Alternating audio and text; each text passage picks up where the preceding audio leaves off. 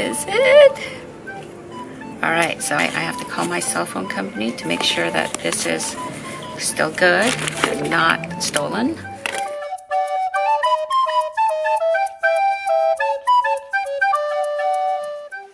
Hi everyone, it's Maggie from My Favorite Things. So I have kind of a different video for you today.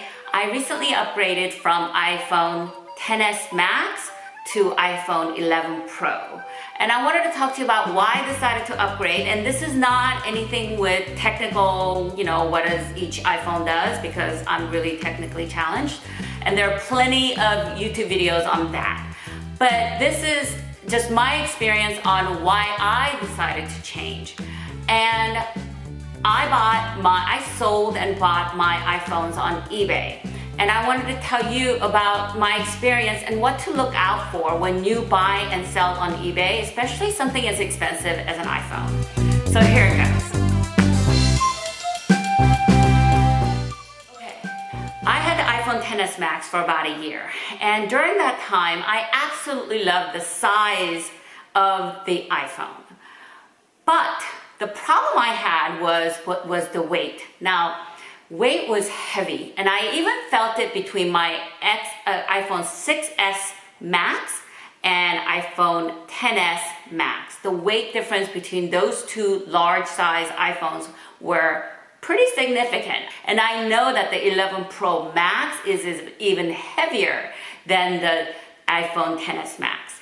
To sort of help me manage the weight so that I don't drop the phone all the time I decided to get a pop socket. And what I did with the pop socket, here's my 11 Pro, but let's just pretend that this is XS Max, is that I had to put the pop socket at the very end of my phone because I have wireless charging all over my house. So in order for me to be able to wirelessly charge my XS Max, I had needed to put the pop socket way over here.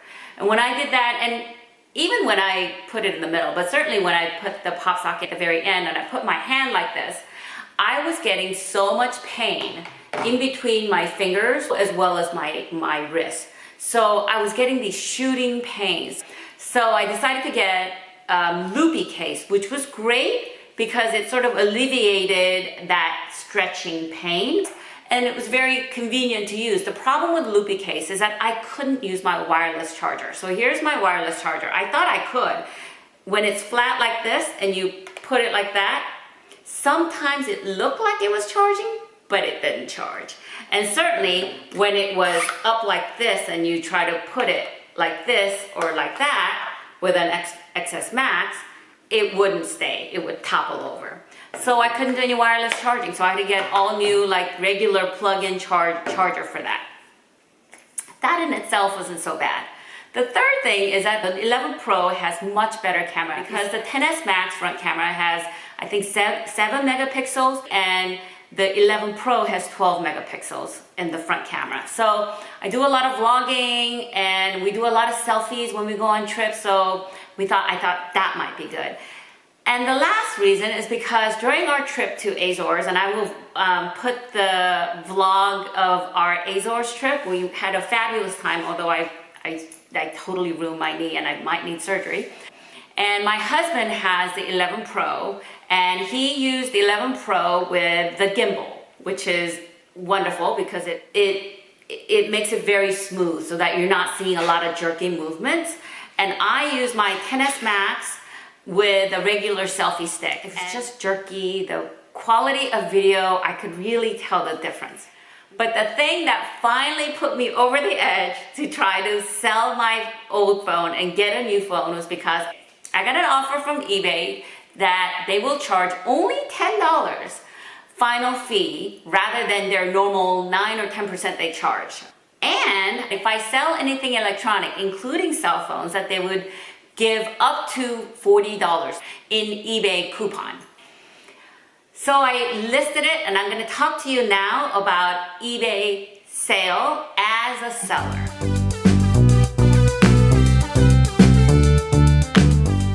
One of the things that I did, and even with this, you have to be careful because you never know. It's like swimming through shark-infested water, unfortunately.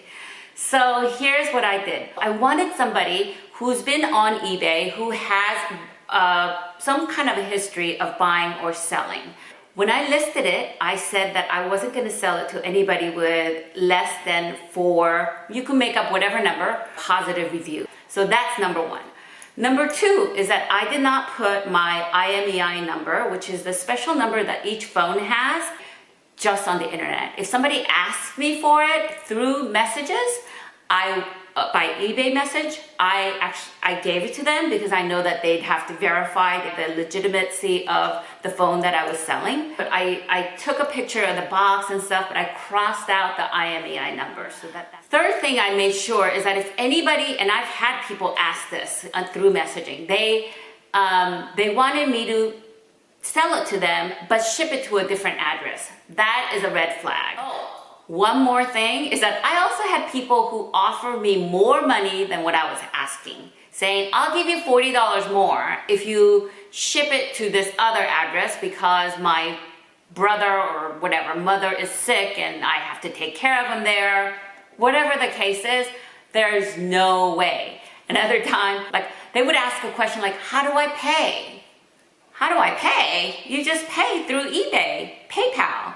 But I think what they wanted was they wanted me to give them my PayPal information specifically with, I don't know what they do, but you know, if anything that's out of what eBay normally does, I don't care if they offer me $100 extra, $1,000 extra than what I'm asking for. I just wasn't gonna go there. Okay. So the final thing I do as a seller is to write down in the description section that I will be shipping it with tracking and signature confirmation. And the other thing I say is that I'm going to be filming the entire process of packaging as well as shipping. I know you can't film at the US Postal Service, but I usually take a picture of the packaged up item with the US Postal Service, door or something together, so they're all in one frame.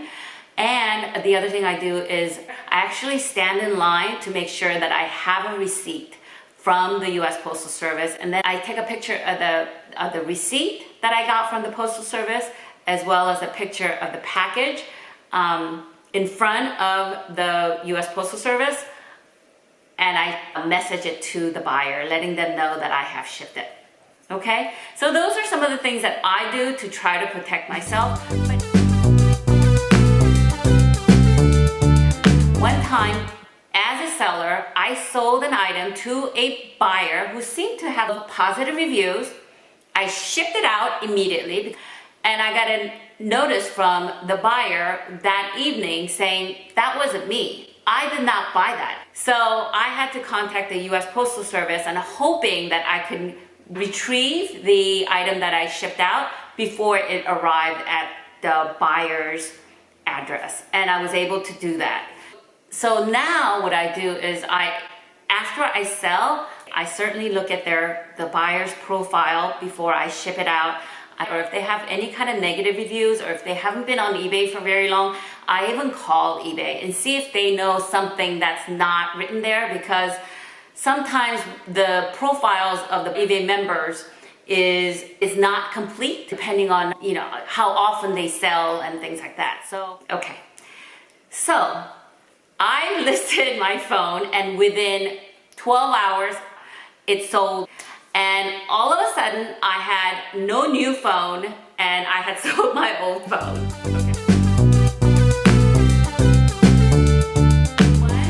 Never buy, especially something like an iPhone where it's really expensive. I never buy anything from somebody who just set up their eBay account, somebody with no history.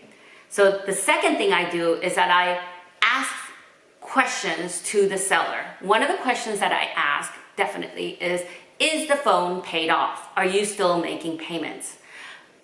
The third thing that I do is I ask them what the IMEI number of the phone is, so that I can go to my cellular carrier and see if it's clear to activate. And if I'm not positive, even after looking it up, I will call my cell carrier customer service and find out if they think this is clean.